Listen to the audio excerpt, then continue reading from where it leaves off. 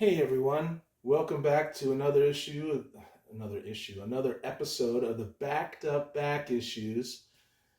I'm clearing space because hopefully by the time you're watching this, I've got a lot of new comics. One was late, unfortunately, and that upsets me, but what are you going to do? By this time, I should have more comics from my friend Dave. All right, so we're going to kick this off with an issue from 1968. It's Marvel Tales 14. You know, it's Spidey Strikes Back. He gets his confidence as a teen/ager. Anyone who read these knows that's how Stan, wrote teenager for some reason. But yeah, good stuff, right? I mean, these square bounds are awesome. You could put them on a shelf if you want. Just like all the other ones I showed the last couple videos that I didn't bother pointing that fact out. But I never had these before, and I've always had Marvel Tales, but never this, with 3 different issues and stuff. 3 different stories, rather, in here. Some little Steve Ditko. Yeah, so I'm very happy. I paid about $8 for this, $8.50. Just because at LCSs I sometimes do that.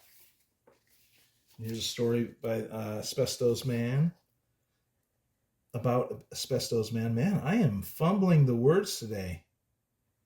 What is up with that? So H. Huntley does the art on that. In case you were wondering, Marvel's sensation Don Heck. I know a lot of people, have complained about Don Heck. They're just spoiled on Kirby, that's why. Cool, so that's that. Hope you like it, and have a good day. No, I'm only kidding. Okay, 1985's Uncanny X-Men, 196. I have this issue. I don't know why I got it, because I think I got it for a couple bucks. I see that on a couple bucks. It goes into the doubles area, and I remember this as a kid, and I send them out to friends once I have my blog spot done. I'm working on my blog spot, inputting data from the CLZ app to Blogspot and showing it to the world. And I'll have a few rules, which are easy. You just contact me via email. I read one email at a time, blah, blah, blah, stuff like that. Tell me what you want me to put aside and stuff like that. Okay, 1993. Continuity Comics. Yeah. Death Watch 2000. Cyberhead or Cyberrad. 7. Actually, Neil Adams does do work in here. I think he does the breakouts or whatever, but it's actually pretty good for 50 cents. And didn't even have a filthy 50 center stamp on it. Isn't that cool?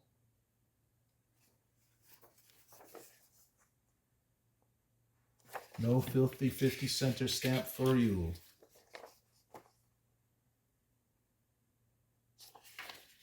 Cool, right? The Rise of Magic. I think maybe Continuity Comics got too out of control for me at some point, but the first half of its tenure, right? It was around for 10 years or something. I would definitely collect the first.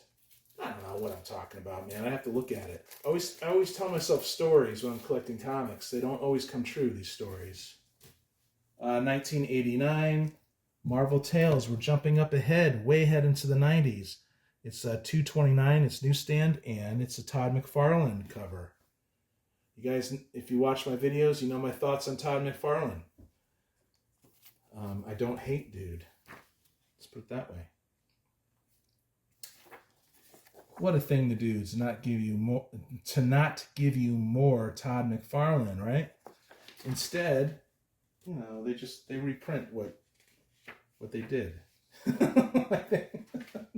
Yeah, it's a Marvel Tales. Dar. It's cool. I see Todd McFarlane on the cheap in newsstand. I get it. I don't know if that craze will ever go away. I don't think it will. It won't go away probably for 40 years, even though it's been printed to the sky, a lot of these McFarlane issues that they want big money now for. Okay, 1978, Marvel 2-in-1, issue 39. Very beautiful encounter, a loving encounter between these two Marvel heroes. And this is nice and clean, the way I like it. Yep, Roger Stern does the writing duties, and Ron Wilson does the pencils.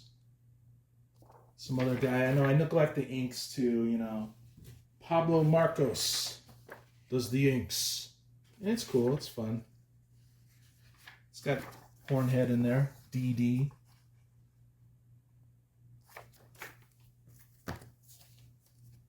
Daredevil. Okay. Well, I guess some shout out to Rigor Mortis, Mr. Rigor Mortis, 86. This is 1994 from Valiant, and it's the Psylords, #1. And it's got that foil goodness to it. I'm not really a Valiant guy at all. I think I read maybe 2 issues of Ninjak.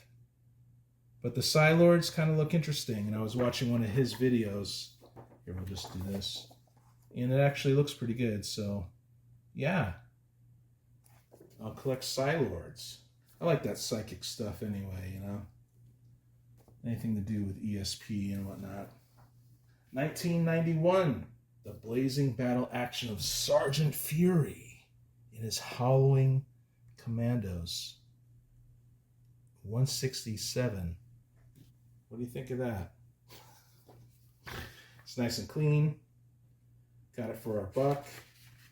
Maybe less than that.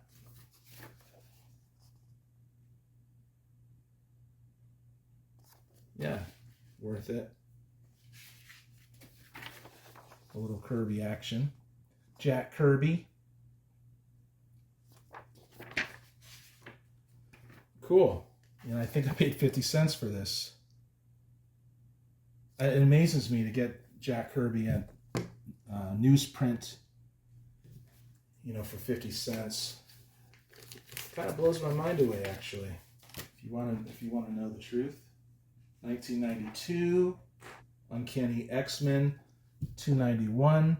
It's a little past what I've read when I was a kid, but you know, I see Uncanny on the cheap. I get Uncanny. It's just fun to collect it, you know. And let's look at the pencils, of course. It's okay.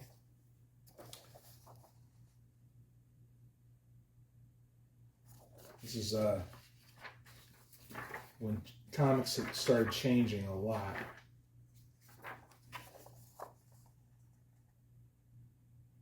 It became more about posing and, you know, just one punch action scenes and stuff like that. But there's always good stuff mixed in everywhere, right? Okay, sometime in the 80s, this is issue 20 of The Red Fox. Valkyrie Press. 50 cents.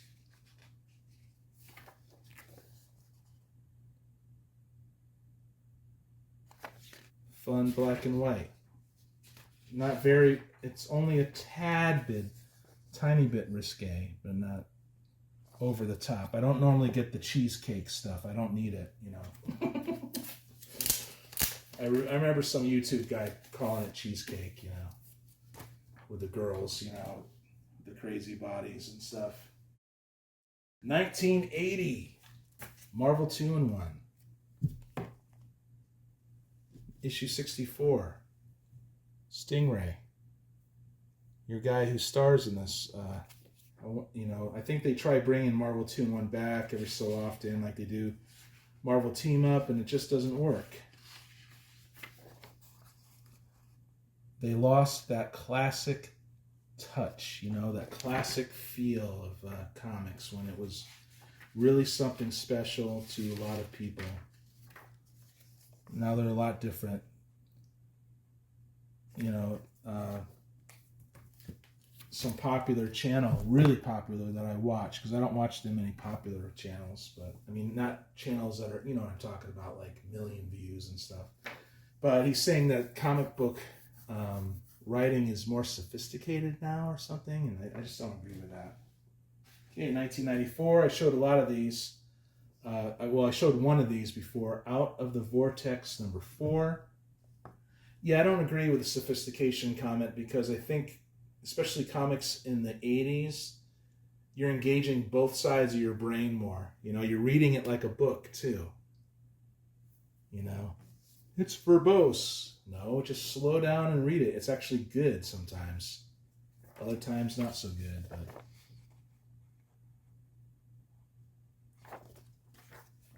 some people just don't need that in their comics. You know, especially the 90s guys.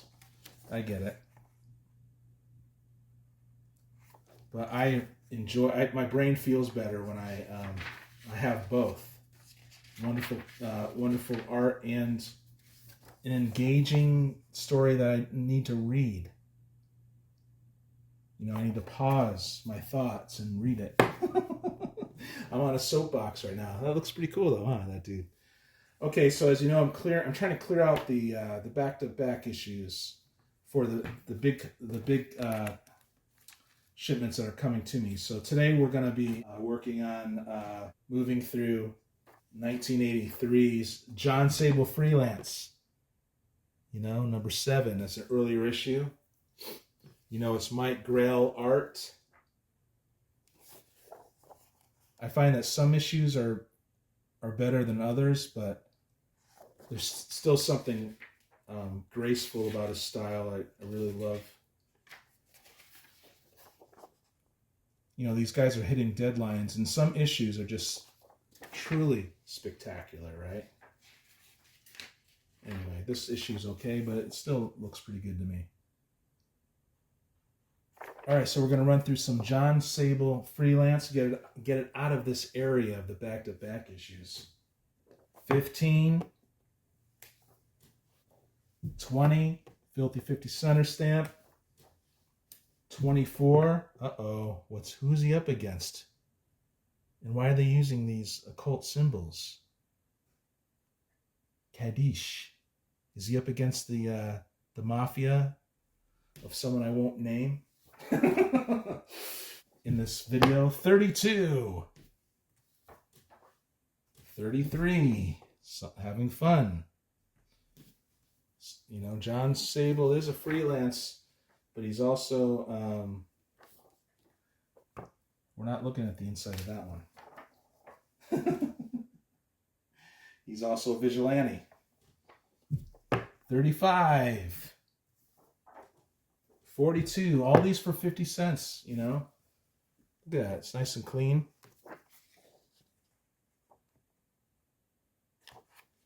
Hey, I just opened an issue of Nexus. I'm going to do the same thing with Nexus in the future episodes. Just run. I got so much Nexus and so much Elementals.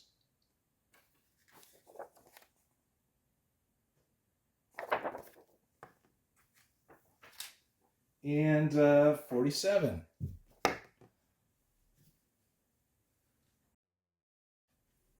Okay, 1984's The New Defenders, 141. Loving these covers. I might have this one. It's all newsstand. This is like Will, Couple Comics, brother. He's been collecting these, and he showed these on the show last week. A week and a day ago, but yeah, I agree. Beautiful. J.M. DeMatteis does the writing. I grew up on the series, although I haven't read every issue. I just remember loving it, though. Thought it was interesting. It's too bad they can't get back to the classic feel, classic 80s feel of Marvel. But that's okay. There's so much of this stuff on the cheap that why complain? Why complain that they lost that loving feeling?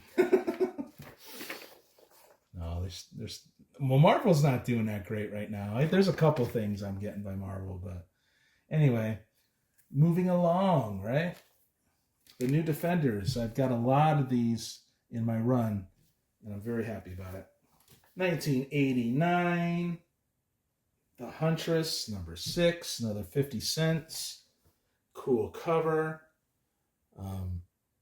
Staten is I guess, pretty good artist because, yeah, I find it engaging.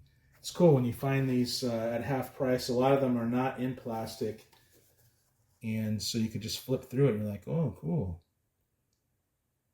So a lot of Batman heads out there probably already know about this and love it. Bob Smith art.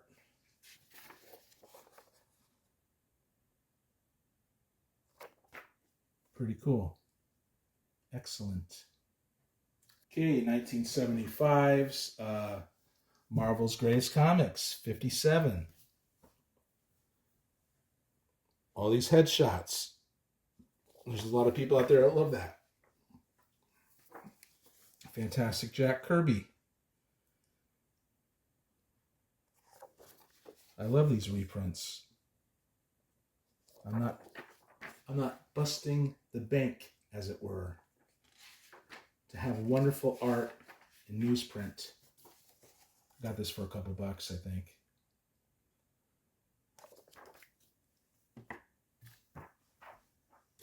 Eclipse Comics. 1986. Eclipse Comics. Crossfire. 17. Don't know anything about that, but I tend to grab Eclipse now too. They seem to be pretty consistent with their quality as well.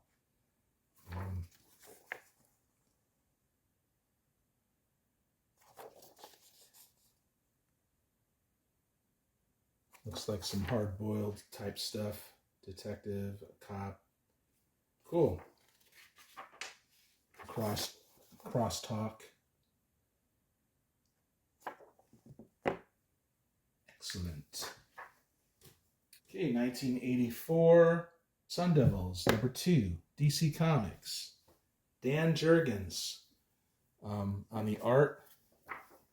So he was over in DC, I guess, at this time. I know Dan Jurgens more from the writing of Marvel in the 90s, late 90s or something, and I really liked his Thor run, among other things. But yeah, he's definitely a good artist. Or was, or I don't know, but cool stuff. And that's a maxi. They used to tell you when it was a limited series, but now it's like they don't know. They'll just spring it on you. Okay, here's the ending, and everything wraps up really fast, and you hear people complaining. That happens often in modern comics, unfortunately. Okay, 1994. Ragman number 6. Higgy put me onto Ragman. Looks pretty cool. I think I got this for $1. It seems like a cool premise for a character. It's got some cool videos on Ragman. The art looks good to me.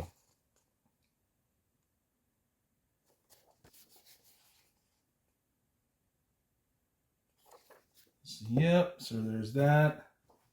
1993's Prelude to Death Watch 2000. Hybrids. Looks pretty cool. But it has this cutout here. You know. Another 50-cent score. I like it's hard cover. You know, cardboard, heavier duty cover on this. And it's just about mint. I mean, the art's pretty good, I guess, but I can't draw like that, so what am I talking about, right? But it's got a Filthy 50 center stamp there, which I have the kit, you know. I mean, you guys tell me if I'll ever use it, but I got this stuff right here. The undo remover. What do you guys think? You know? With syringes and cotton balls, and I got this here. It's some kind of putty. We'll see if I ever do it. I'm definitely going to do the blog spot first. Stay. Okay, I think this is like 2021 or something, or 20. House of Muck. I remember liking the first one and just never buying. Just some crazy family involved in some weird intrigue and murder and stuff, and it was cool. So, 50 cents, I get that. Okay, Marv Wolfman, Ross Andrew, 1984's Vigilante 11. Guys on the show were remarking upon how Ross Andrew does that a lot. This type of bending and arm out and stuff. So I got that for 50 cents, and I got another one because I like Vigilante, I think. Oh, cool. Look at that.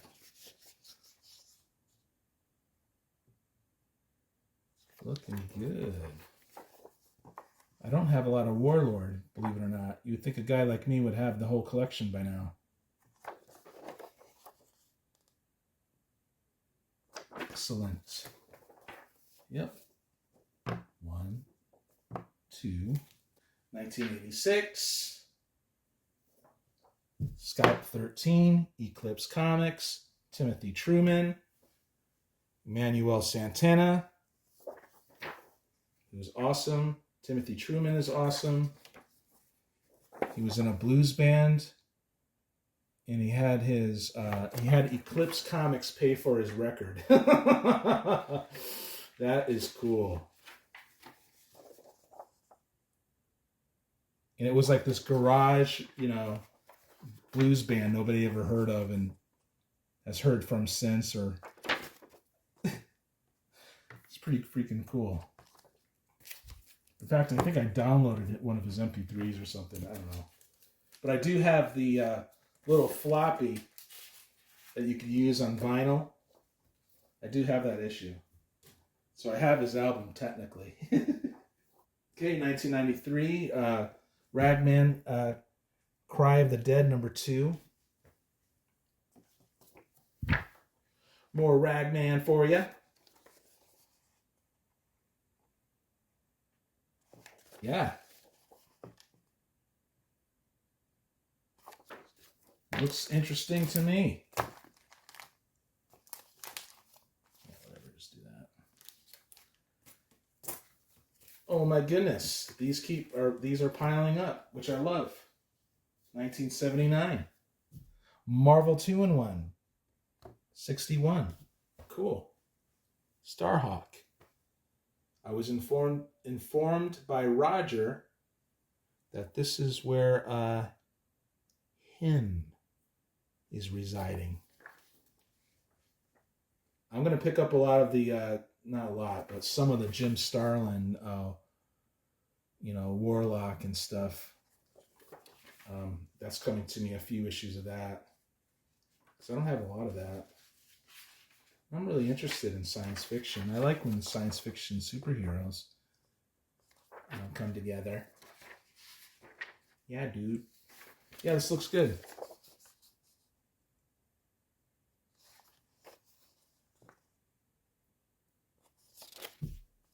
Yeah, I love it. Okay, and I got another square bound here. Marvel Tales 17. Paid $7 for that. And pretty cool, right? You got your Ditko stuff here. Do we have Kirby in the back? Yep. Look at that.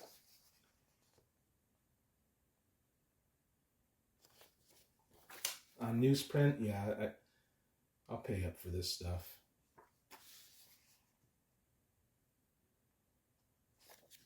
All right, you guys. Thank you so much for watching the video. Thank you for your support. It's appreciated.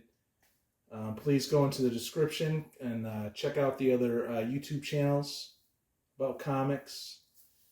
They're all worth checking out and subscribing to. And yeah, I'll see you on the next one.